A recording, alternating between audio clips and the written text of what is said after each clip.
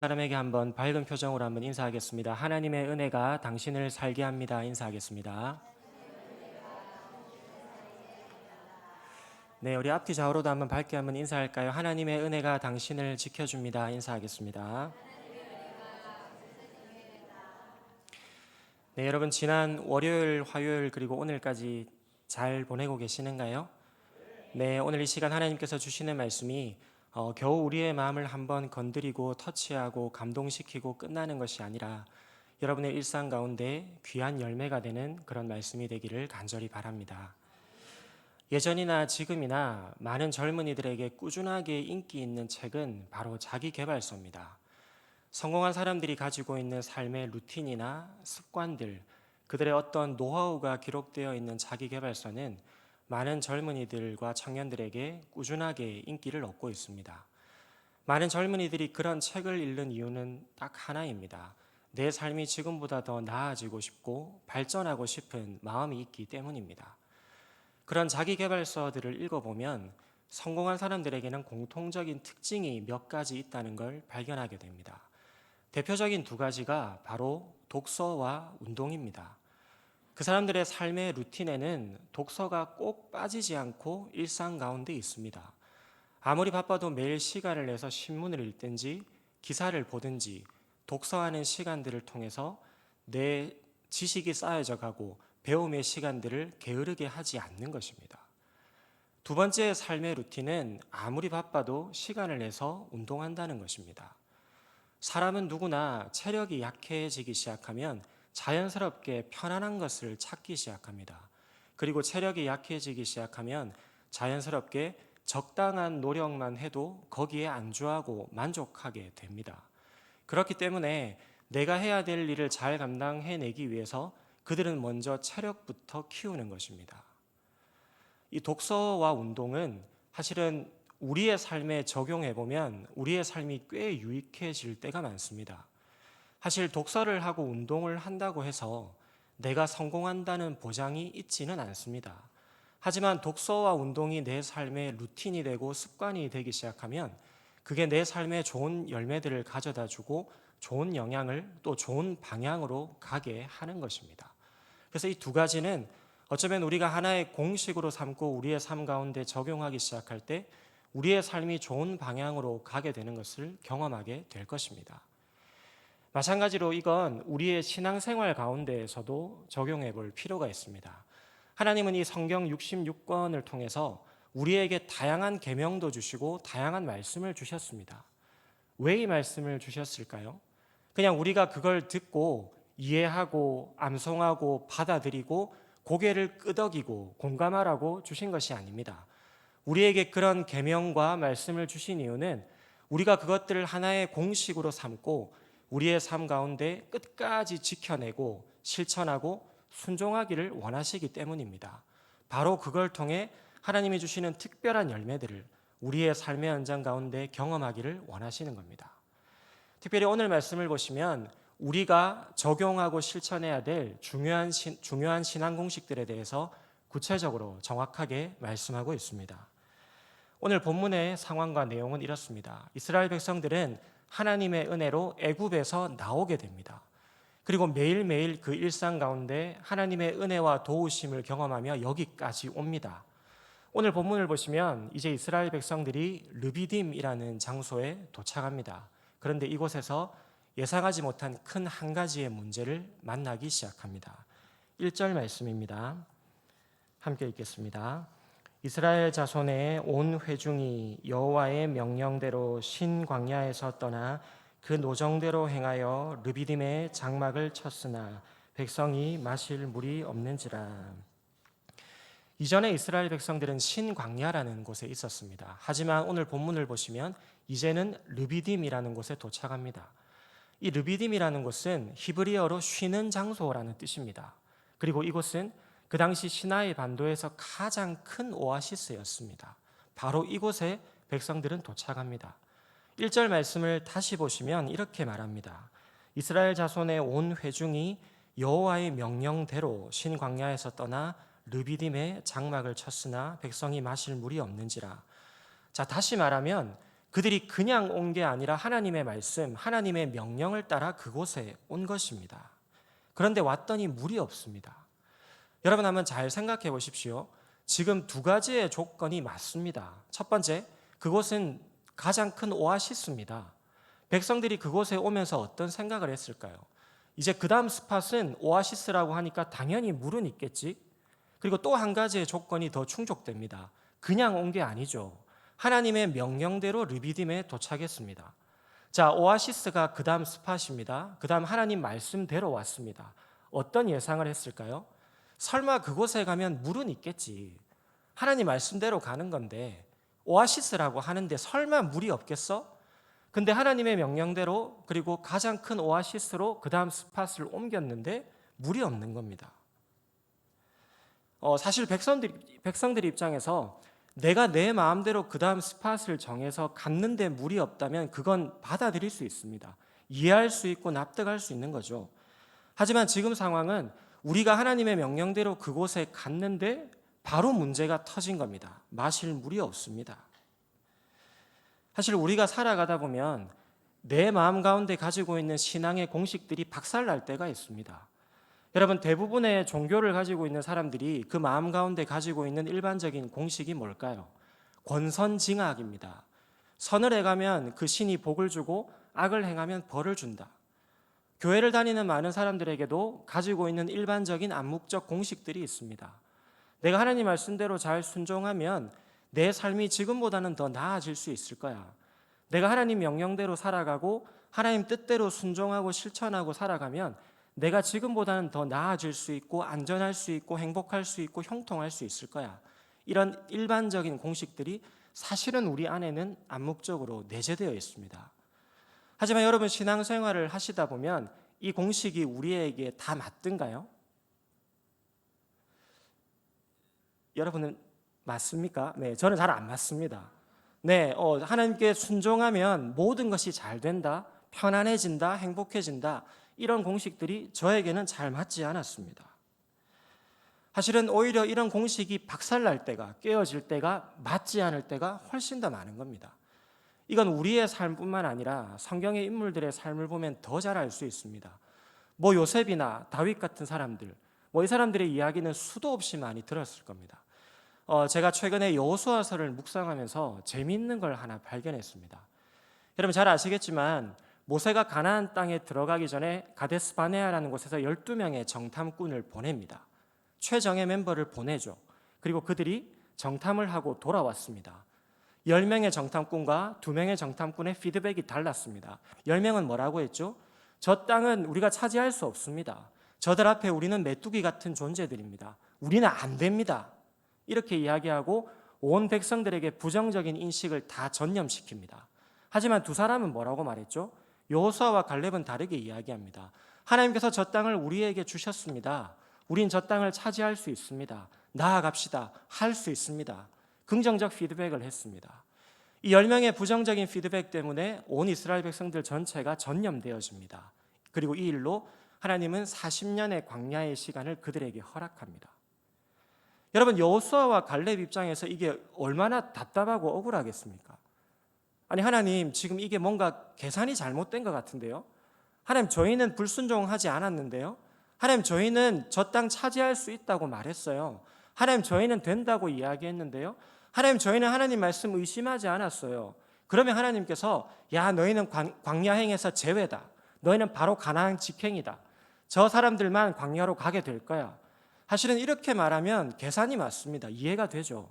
하지만 여호수아와 갈렙까지도 그 40년의 광야의 시간을 함께 견뎌냅니다. 이해할 수 없는 시간이죠. 받아들이기가 쉽지 않은 현실인 겁니다. 이스라엘 백성들은 하나님의 명령대로 가장 큰 오아시스로 갔습니다. 하지만 갔더니 뚜껑을 열어보니 물이 없습니다. 하나님의 말씀대로 살아가는 삶은 늘 평안하고 평탄하고 내가 원하는 대로 되어지는 것이 아니라 하나님의 명령대로 살아가는 삶에도 때로는 고통이 있고 고난이 있고 아픔이 있습니다. 우리는 이 사실을 조금 더 자연스럽게 받아들이고 이해할 필요가 있는 것입니다. 자, 르비딤에 도착했는데 마실 물이 하나도 없습니다. 이제 백성들은 어떻게 반응하기 시작했을까요? 2절과 3절 말씀을 함께 보겠습니다. 백성이 모세와 다투어 이르되 우리에게 물을 주어 마시게 하라. 모세가 그들에게 이르되 너희가 어찌하여 나와 다투느냐?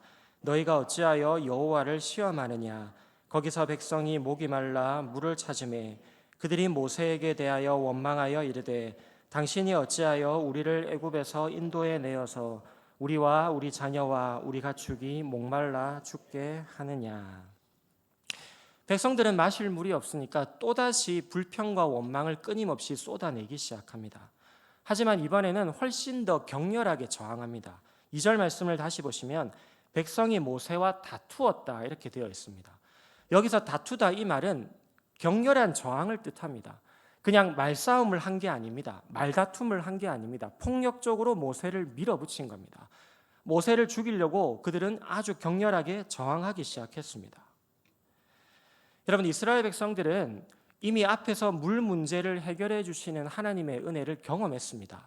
출애굽기 15장을 보시면 거기서 물 문제를 만나거든요. 마라의 쓴물을 단물로 바꾸시는 하나님의 은혜를 경험합니다. 그리고 16장을 보시면 만나와 메추라기 사건입니다. 우리의 삶을 책임지시고 우리의 먹고 마시는 것을 책임져 주시는 하나님의 은혜를 이미 경험했습니다. 그런데 오늘 뚜껑을 여니까 또 일상에 불편함이 생기니까 물이 없으니까 그들은 전에 하던 대로 똑같이 하나님께 불평하고 원망하기 시작하는 겁니다.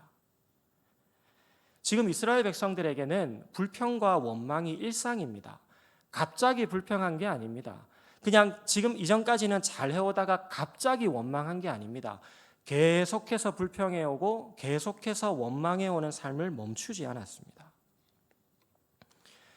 우리 사람들에게는 보통 갑자기 하는 것에는 별로 힘이 없습니다.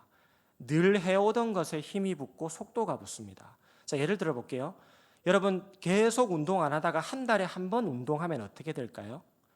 그게 나에게 근력이 되고 근육이 되는 게 아니라 몸살이 납니다.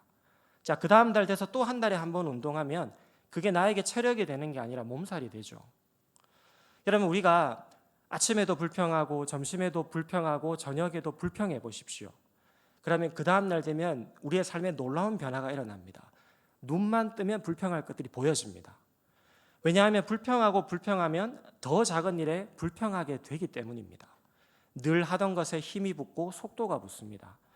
여러분, 하루 종일 불평하고 있다가 잠자기 직전에 하나님 앞에 한 번 감사해 보십시오. 그게 효과가 있을까요? 하나도 없습니다. 지금까지 불평해왔던 모든 것들이 그 감사했던 한 가지를 압도해 버립니다. 다 통째로 삼켜버리죠.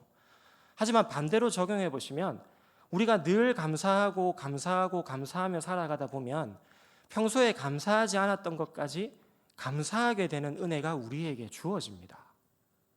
그래서 우리에게는 갑자기 하는 것에는 별로 힘이 없습니다. 내가 삶의 현장 가운데 늘 꾸준하게 해오던 거기에 힘이 붙고 속도가 붙는 겁니다. 정말 무서운 사실은 하나님은 우리가 수시로 내뱉고 있는 그 불평과 짜증의 소리들을 다 듣고 계십니다. 그리고 거기에 대해서 어떻게든 반응하십니다. 그리고 가장 무서운 건 그 입술의 열매를 우리가 먹고 살게 하시는 겁니다. 그렇기 때문에 그리스도인에게 가장 중요한 것 중에 하나는 나의 입술을 관리하는 일입니다. 내 입술을 통해서 내가 어떤 말들을 수시로 내뱉고 있는지, 불평인지 원망인지 기쁨인지 감사인지 점검하셔야 됩니다. 사실 살아가다 보면 내가 어디에 있든지 불평할 요소들은 다 있습니다.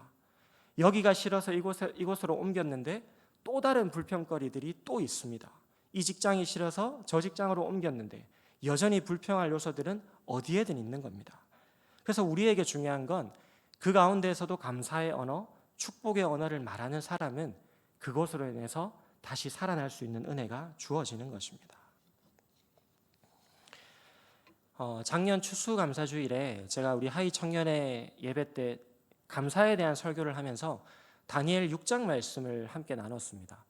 여러분, 다니엘 6장 말씀은 사자굴 속의 다니엘입니다. 다니엘의 주변에 있는 모든 사람들이 다니엘을 끌어내리기 위해서 하나의 전략을 세웁니다. 앞으로 왕 이외에 30일 동안 다른 신에게 기도하거나 절하는 사람에게는 사자굴에 던져넣겠다. 다리오 왕에게 가서 법안을 제출합니다.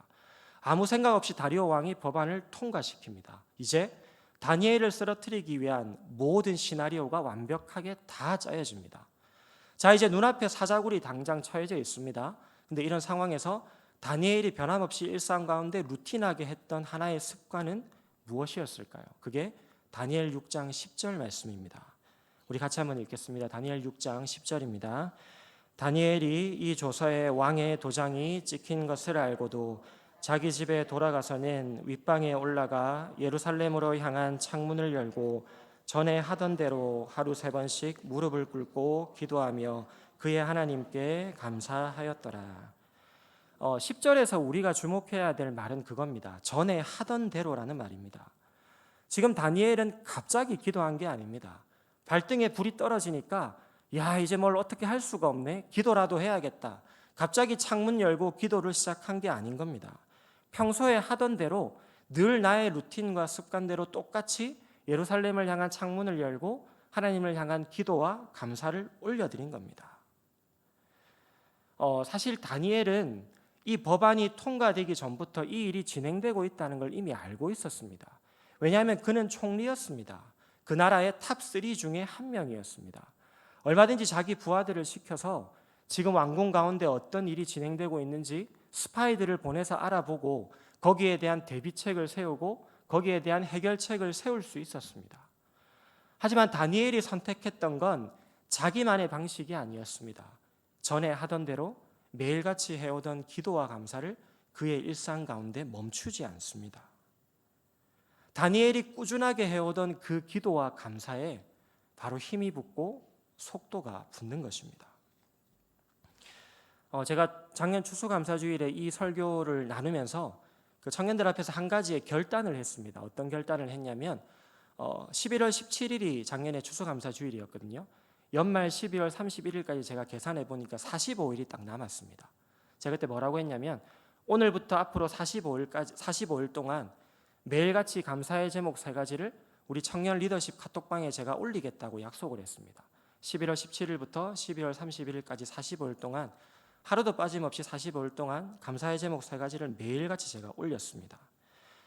제가 45일 동안 감사의 제목을 나누는 실천을 해보니까 12월 31일에 제 삶에 진짜 놀라운 변화들이 일어나는 걸 몇 가지 경험하게 됐습니다.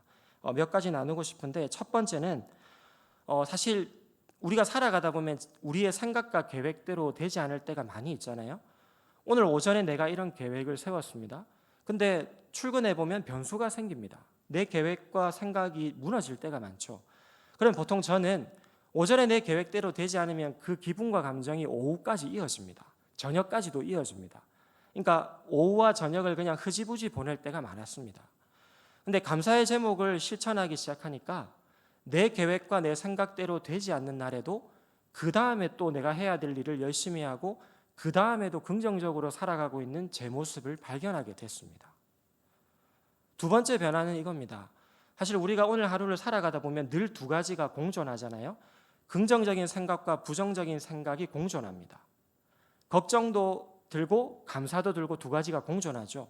근데 제가 감사의 제목을 꾸준하게 실천하기 시작하니까 똑같은 상황인데 부정적인 생각보다 긍정적인 생각이 훨씬 더 위에 있을 때가 많아졌습니다. 분명히 이 일을 보면 걱정할 게 너무 많은데 감사의 제목을 실천하기 시작하니까 걱정하는 것보다 기뻐하고 감사하는 시간들이 더 많아지는 걸 경험하게 됐습니다. 저는 이런 마음을 느끼면서 이건 내가 스스로 내 의지로 들었던 마음이 아니라 하나님께서 나에게 주신 마음이라는 생각을 가지게 됐습니다. 부정적인 생각보다 긍정적인 생각이 훨씬 더 많아지는 것을 경험했습니다. 마지막 변화는 이것입니다.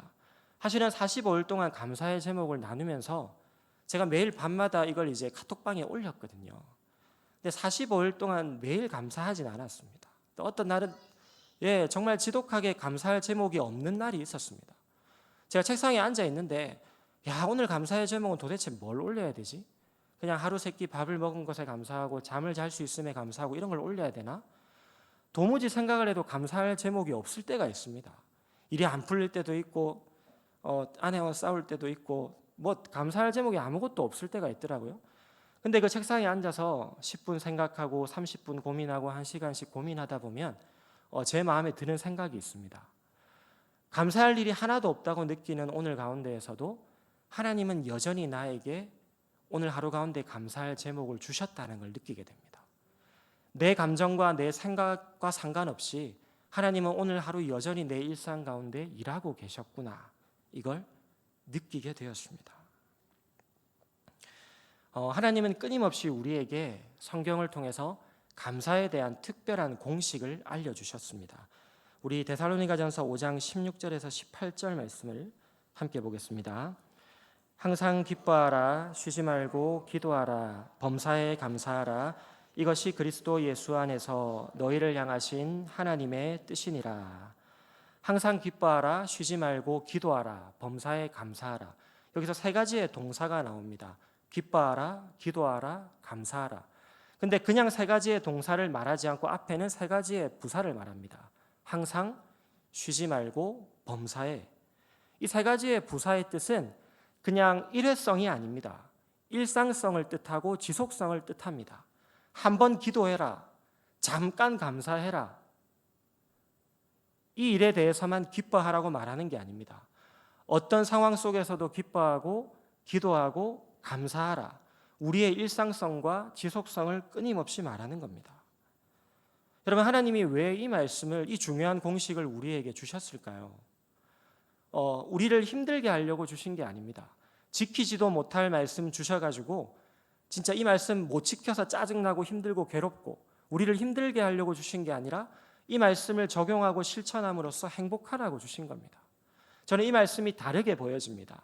항상 행복하라, 쉬지 말고 행복하라, 범사에 행복하라.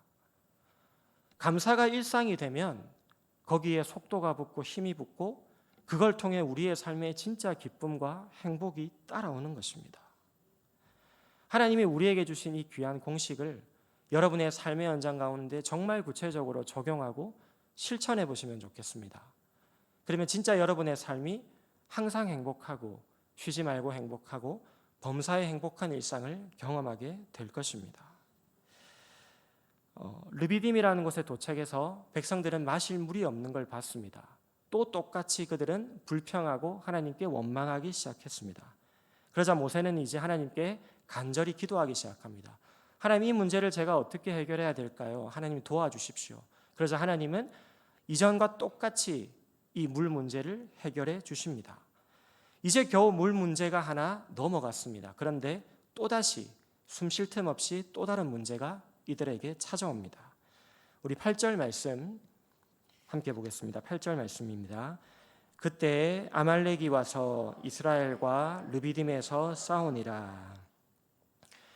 모세와 이스라엘 백성들은 이제 막 물 문제를 겨우 넘어갔습니다.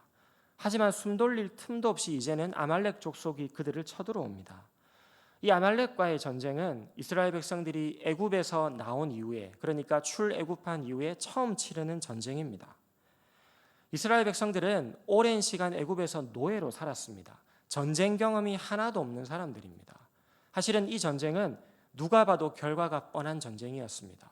이제 지도자 모세는 이 전쟁을 놓고 두 가지의 구체적인 행동을 취하기 시작합니다. 9절과 10절 말씀 함께 보겠습니다. 시작. 모세가 여호수아에게 이르되 우리를 위하여 사람들을 택하여 나가서 아말렉과 싸우라. 내일 내가 하나님의 지팡이를 손에 잡고 산 꼭대기에 서리라. 여호수아가 모세의 말대로 행하여 아말렉과 싸우고 모세와 아론과 훌은 산 꼭대기에 올라가서. 9절을 보시면 이제 모세는 두 가지의 준비를 합니다. 하나는 구체적인 준비를 하기 시작합니다. 여호수아를 전쟁의 총대장으로 임명하고 사람을 선별하게 하고 그가 직접 전투 준비 태세를 갖추도록 구체적인 지시를 내립니다. 그리고 또 한 가지의 준비는 뭘 했죠? 이제 영적 전선에 나설 준비를 합니다. 아론과 훌과 함께 산 꼭대기에 올라가서 최전방에서 열심히 기도하기 위해서 모세는 준비를 합니다. 지금 두 가지의 장면이 동시에 나옵니다. 한쪽에서는 이스라엘 백성들이 아말렉과 치열하게 전쟁을 하는 전투의 현장이 벌어집니다. 그리고 또 한쪽에서는 저기 산 꼭대기에 3명의 노인이 기도하고 있습니다. 여러분이 백성들이라면 이 두 가지의 장면 중에 어디에 관심이 있겠습니까? 어디에 시선이 가고 어디에 스포트라이트가 가겠습니까? 여러분, 이걸 영화로 만든다면 어느 장면에 초점을 맞추어야 영화가 대박이 나겠습니까? 전쟁터입니다. 막 피 튀기는 전쟁터에 초점이 가고 시선이 가고 마음이 가 있습니다. 사실은 세 명의 노인이 기도하고 있는 이 현장은 별로 주목하고 싶지 않은 현장입니다. 관심 밖입니다. 누가 주목했겠습니까? 전쟁 가운데 우리가 이기고 있는지 밀리고 있는지 지고 있는지 모든 백성들의 관심은 여기에 있었습니다. 하지만 하나님의 스포트라이트는 어디에 가 있었을까요? 전쟁터가 아니라 세 명의 노인이 손을 들고 기도하고 있는 이 삶의 현장이었습니다. 여러분, 모세가 왜 다른 것들 다 밀어놓고 산에 와서 기도했을까요? 사실 지금 상황에서 전쟁에 대해서 가장 잘 아는 사람은 바로 모세였습니다. 이스라엘 백성들 다 노예 출신들입니다.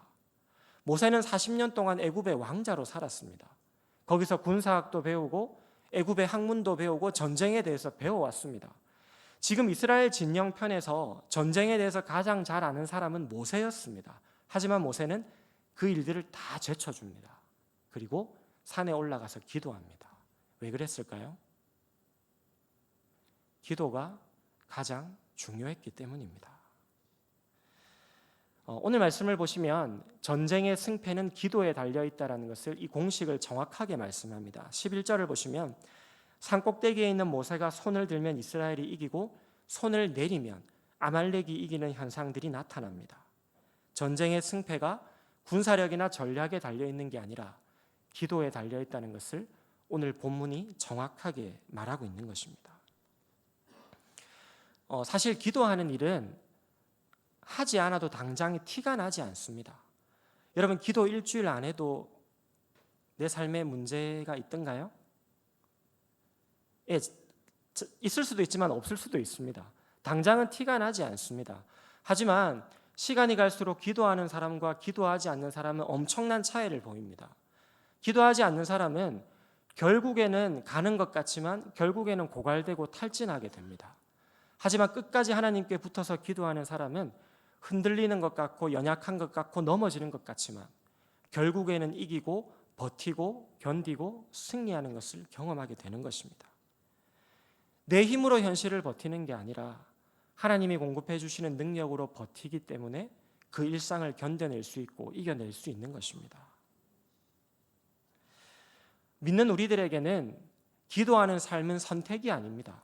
이건 해도 되고 아니면 말고 이게 아니라 우리의 오늘 하루 가운데 일상 가운데 반드시 시간을 내서 해야 하는 일입니다. 여러분, 기도하는 일은 시간이 날 때 하는 것이 아니라 시간을 내서 해야 하는 일입니다. 시간을 날 때 해야지 마음 먹잖아요. 그 시간이 확보되어지지 않습니다. 기도하는 일상은 시간이 날 때가 아니라 시간을 내어서 해야 되는 일입니다. 요즘 TV를 보시면 육아에 대한 프로그램들이 꽤 인기가 많습니다. 부모가 아이를 어떻게 양육해야 되고 키워야 되는 육아 프로그램들이. 그런데 대부분의 육아 전문가들이 육아의 목적에 대해서 이렇게 설명합니다. 여러분은 육아의 목적이 뭐라고 생각하시나요? 저는 육아의 목적이라는 말을 들었을 때 내 아이를 잘 키우고 똑똑하게 만들고 뭐 이렇게 키우는 게 육아의 목적이라고 생각했습니다. 근데 전문가들은 똑같이 이야기합니다. 육아의 목적은 독립입니다. 그 아이가 부모로부터 잘 독립하게 하는 것. 내 아이가 부모로부터 잘 독립하고 하는 게 성장이고 성숙이라고 말합니다. 우리는. 하지만 신앙적인 성숙은 무엇을 말할까요? 신앙적인 성숙은 독립이 아닙니다. 하나님, 저 이제 적당히 도와주셔도 괜찮습니다. 하나님, 저 기도하지 않아도 저는 잘 살 수 있으니 이제 괜찮습니다. 저 사람부터 도와주십시오. 저는 괜찮으니까. 신앙적 성숙은 독립이 아닙니다. 신앙적인 성숙은 끝까지 하나님께 절대적으로 의존하는 겁니다. 하나님, 오늘 하루도 저 하나님 없이는 살아갈 수가 없습니다. 크고 작은 일들이 저의 일상 가운데 있는데 하나부터 열까지 모든 것 다 도와주셔야 됩니다. 제 힘으로 할 수 있는 게 하나도 없습니다. 하나님만 절대적으로 의존하며 살아가는 것이 신앙의 성숙인 것입니다. 하나님은 오늘 말씀을 통해서 우리에게 또 다른 중요한 신앙 공식을 하나 가르쳐 주십니다. 우리의 삶의 모든 문제의 해결책, 우리의 삶의 크고 작은 모든 일들을 이겨내고 승리하는 비결은 나의 어떤 지혜와 탁월함이 아니라 기도에 있다는 것을 가르쳐 주신 것입니다. 하나님은 모세에게 전쟁이 끝난 이후에 이 중요한 신앙 공식을 여호수아에 가서 꼭 알려주라고 말씀하십니다. 우리 13절과 14절 말씀을 함께 보겠습니다. 여호수아가 칼날로 아말렉과 그 백성을 쳐서 무찌르니라. 여호와께서 모세에게 이르시되 이것을 책에 기록하여 기념하게 하고 여호수아의 귀에 외워 들리라. 내가 아말렉을 없이하여 천하에서 기억도 못하게 하리라. 하나님은 이 전쟁의 승패가 어디에 있다는 것을 여호수아에게 가르쳐 주라고 하십니다. 네 힘으로 이긴 게 아니야. 너의 탁월한 전략과 너의 탁월한 군사력으로 이긴 게 아니라 오늘 이 전쟁의 승패는 기도에 달려 있어. 전쟁의 최전방에 나서 있던 여호수아에게 가서 귀에 들려주라고 말씀하십니다. 잘못된 공식을 가지고 살지 않도록 오늘 하나님께서 가르쳐 주신 이 신앙 공식을 적용하도록 모세에게 여호수아에게 가서 이 공식을 가르쳐 주라고 말씀하신 겁니다. 모세가 여호수아에게 들려주었던 이 소중한 공식들을 오늘 우리도 우리의 삶의 현장 가운데 우리의 마음 가운데 기억하고 적용하며 살아야 할 것입니다. 기도하지 않고 자기 힘으로만 사는 사람, 처음에는 잘 될 수 있고 일시적으로는 잘 나아갈 수 있지만 결국에는 고갈될 수밖에 없고 탈진할 수밖에 없습니다. 왜냐하면 자기 힘과 자기 능력으로 살기 때문입니다. 하지만 끝까지 하나님과 연결되어 있고 기도하는 사람은 흔들리는 것처럼 보이고 약하고 부족해 보여도 그 일상을 이길 수 있고 견뎌낼 수 있는 탁월한 삶을 살아갈 수 있습니다. 내 힘으로 살아가는 것이 아니라 하나님이 주시는 힘으로 그 삶을 살아가고 있기 때문입니다. 모세는 정말 중요한 이 공식을 여호수아에게 가서 그의 귀에 들려줍니다. 이 공식 기억해야 돼. 네가 이긴 게 아니야. 하나님이 이기게 하신 거야. 가끔 어린 아이들을 보면 그 아이들 입에서 진짜 상상하지도 못한 놀라운 이야기들을 들을 때가 있습니다. 진짜 저 아이가 이렇게 어린데 이런 말을 하네. 저 아이가 이런 고백을 하네. 이런 말을 들을 때가 있습니다. 제가 몇 년 전에 휴가 때 다른 교회에 가서 예배를 드렸던 적이 있습니다. 그래서 그 교회에 이제 잠옷실에서 예배를 한번 드린 적이 있는데 잠옷실에 가니까 아이들이 막 3, 4, 5 앉아 있는 겁니다. 근데 그 중에 이제 한 초등학교 한 2, 3학년 되는 아이들 그룹이 한 대여섯 명 아이들이 거기에 앉아 있는 겁니다. 제가 옆에 이제 앉아서 예배를 드리고 있는데 그 아이들이 무슨 이야기를 하는지 유심히 한번 들어봤습니다. 초등학교 2, 3학년 아이들이. 근데 아이들이 이제 초등학교 2, 3학년들이 자기 걱정거리들을 막 이야기하더라고요. 이제 어떤 아이는 야 어제 너 시험 쳤는데 점수 잘 받았어? 난 시험 망쳤어. 좋은 대학 못 갈 것 같아. 어떡하지? 예, 한 아이가 막 걱정을 이야기합니다. 또 한 아이가 또 걱정을 이야기하기 시작합니다. 야, 너 오늘 뉴스 봤어? 이 나라하고 이 나라하고 전쟁을 하기 시작한대. 야, 우리나라도 전쟁에 위험한 나라인데 어떡하지? 전쟁이 나면 어떡하지? 뭘 어떻게 다 끝나는 거지? 막 자기 걱정거리들을 막 이야기하는 겁니다. 돌아가면서 다 자기 걱정거리들을 이야기하는데 그 중에 한 아이가 아주 진지하고 근엄한 표정으로 자기 친구들을 향해서 이렇게 이야기합니다. 얘들아, 그렇게 걱정되면 기도하면 돼. 놀랍지 않습니까? 제가 기가 차고 깜짝 놀랐습니다. 아주 온화하고 근엄한 표정으로 얘들아, 걱정되면 기도하면 돼. 너무너무 놀랐습니다. 근데 제가 그 아이를 보는데 어떤 생각이 들었냐면 여러분 그 2학년 아이가 걱정이 되면 기도하면 돼. 이걸 스스로 깨달았겠습니까? 누군가가 그 아이의 귀에 그 이야기를 들려준 겁니다. 그 아이가 집에 있을 때마다 그 엄마가 그 아빠가 진짜 사랑의 목소리로 사랑하는 누구누구야. 걱정이 되고 힘들고 어려울 때는 하나님 앞에 기도하면 되는 거야. 걱정하지 마. 우리는 기도하면 돼. 들려준 겁니다. 1년 52주 동안 그 아이가 그 교회에 나갈 때마다 그 부서의 선생님이 뭐라고 했을까요? 사랑하는 누구누구야.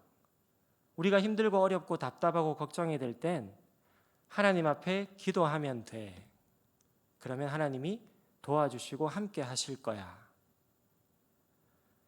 자기 스스로 깨우쳤다라고 저는 생각하지 않습니다. 그 아이의 부모님과의 생활과 그 아이의 선생님과의 모습들이 그려지기 시작했습니다. 저 아이의 귀에 누군가가 끊임없이 이 이야기를 들려준 거구나. 걱정되면 기도하면 돼. 그게 그 아이의 마음에 심기어진 겁니다. 심기어졌다가 중요한 순간이 되니까 끄집어내지는 겁니다. 들려준 이야기들이. 걱정을 다 이야기하니까 아니야, 기도하면 돼. 이야기하는 겁니다. 자, 여러분에게 한 가지 질문 하나 드릴게요. 요즘 여러분은 여러분의 일상의 주변에 있는 많은 사람들의 귀에 어떤 이야기를 주로 들려주고 계십니까? 여러분 사랑하는 자녀들에게, 여러분 사랑하는 가족들에게, 남편에게, 아내에게, 이웃들에게, 교회 수많은 지체들의 귀에 여러분이 입을 열면 어떤 이야기를 주로 들려주십니까? 대답하지 마시고 혼자 반성해 보시기 바랍니다. 네. 여러분 올해 이제 우리 교회 표어는 우리는 생명을 살리는 공동체입니다라는 표어입니다. 여러분 생명을 살리고 살게 하기 위해서는 거기에 뭔가 살리는 요소가 공급되어져야 됩니다. 씨앗이 자라기 위해서는 살리는 요소가 공급되어져야 되죠. 물이 공급되고 햇빛이 공급되어져야 됩니다. 여러분 생명이 살아나기 위해서는 우리가 어떤 살리는 걸 공급할 수 있을까요? 우리가 입을 열 때마다 파괴적 언어, 파괴적 행동, 누군가를 죽이는 언어가 아니라 그 영혼의 마음 가운데 살리는 언어를 끊임없이 들려주는 겁니다. 살아있는 하나님의 말씀을 그 귀에 들려주는 겁니다. 그 귀에 들려주고 심기어지게 하는 겁니다. 그러면 그 살리는 언어, 살아있는 말씀을 계속 들은 그 영혼은 살아나게 될 것입니다. 생명을 살리는 건 어떤 환경을 잘 만들어주는 것도 너무 좋지만 살리는 언어와 살아있는 말씀을 들려줄 때 그 영혼이 회복될 수 있고 그 영혼이 소망을 가지게 되며 그 영혼이 다시 살아날 수 있게 되는 것입니다. 하나님은 성경 66권을 통해서 우리가 적용하고 실천해야 될 다양한 공식들을 수없이 많이 가르쳐 주셨습니다. 이걸 그저 이해하고 고개를 끄덕이고 공감하는 것으로 끝이 아니라 여러분의 삶의 자리 가운데 반드시 적용하고 실천하며 살아가시면 좋겠습니다. 그렇게 적용하고 실천하면서 날마다 하나님과 함께 동행하며 살아가시는 그런 주의 백성들이 되시기를 간절히 바랍니다. 기도하겠습니다. 사랑과 은혜의 하나님, 현실의 문제 앞에 이스라엘 백성들은 또 불평과 원망을 쏟아내기 시작했습니다.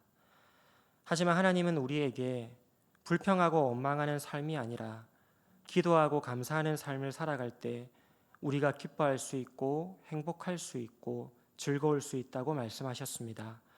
하나님이 성경을 통해 우리에게 말씀하신 이 귀한 소중한 공식들을 우리의 삶의 현장 가운데 실천하며 살아갈 수 있도록 인도하여 주시옵소서. 불평하고 불평함으로 더 작은 일에도 불평하는 삶이 되지 않도록 도와주시고 감사하고 감사함으로 더 작은 일에 감사하는 삶이 되게 하시고 내가 살아나고 회복되는 것을 경험할 수 있도록 인도하여 주옵소서. 하나님 오늘 말씀을 통해서 전쟁에 이기고 지는 것이 전략과 군사력에 달려있는 것이 아니라 기도에 달려있음을 하나님은 정확하게 말씀해 주셨습니다. 하나님 우리가 하나님 앞에 간절히 기도할 때 하나님께서 우리의 전부를 책임지신다는 사실을 믿음으로 고백합니다. 우리의 일상 가운데 기도보다 앞서는 일이 없게 하여 주시고 시간이 날 때 기도하는 것이 아니라 반드시 시간을 내어 기도하며 살아갈 수 있도록 은혜를 다하여 주시옵소서. 하나님은 이 중요한 공식들을 여호수아의 귀에 들려주라고 말씀하셨습니다. 하나님 오늘 말씀을 통해 우리의 입술을 점검하고 돌아봅니다. 사랑하는 내 가족들에게, 내 자녀들에게, 남편과 아내에게, 이웃들에게, 교회의 지체들에게 과연 내 입술은 그들의 귀에 어떤 언어를 들려주고 있는지 반성하고 돌아봅니다. 하나님 입술을 열 때마다 파괴적 언어, 죽이는 언어가 아니라 누군가의 귀에 살리는 언어를 들려줄 수 있도록 은혜를 더하여 주시옵소서. 우리의 입술을 열 때마다 사랑하는 나의 가족들에게, 자녀들에게, 다음 세대들에게 살아있는 하나님의 말씀을 끊임없이 들려줄 수 있도록 도와주시고 그것을 통해 내 삶이 회복되며 그것을 들은 영혼들이 회복되는 역사가 일어나게 하여 주시옵소서. 우리를 사랑하시는 예수님의 이름으로 기도드립니다. 아멘.